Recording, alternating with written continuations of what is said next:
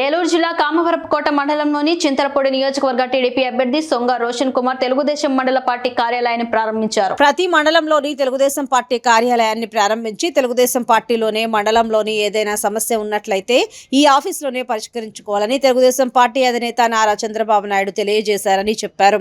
మరియు తెలుగుదేశం పార్టీ ఆవిర్భవించినప్పటి నుంచి పనిచేయుచున్న కార్యకర్తలకు గుర్తింపు ఇవ్వాలని తెలిపారు.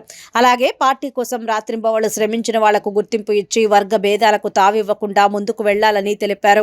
ఈ తెలుగుదేశం మండల పార్టీ ఆఫీస్ ప్రారంభోత్సవానికి విచ్చేసిన కార్యకర్తలకు, అభిమానులకు, సీనియర్ లీడర్లకు కృతజ్ఞతలు తెలిపారు.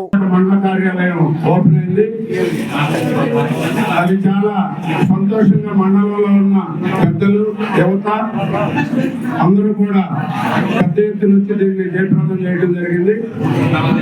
అలాగే అప్పటి వరకు చాలా విషయాలు చెప్పారు రోషన్ కుమార్ గారు. అందులో అతి ముఖ్యమైనది 83లో అన్న నందమూరి తారక రామారావు గారు పార్టీ పెట్టినప్పుడు ఆ రోజు పార్టీకి కష్టపడి పనిచేసిన వాళ్ళు చాలా మంది ఉన్నారని గుర్తించి కొద్దిగా గౌరవించమన్నారు. తప్పకుండా అది చాలా మంచిది. దాన్ని చింతలపూడి కాన్స్టిట్యున్సీ తరఫున అన్ని మండలాల్లో చేయడం కూడా సంతోషం.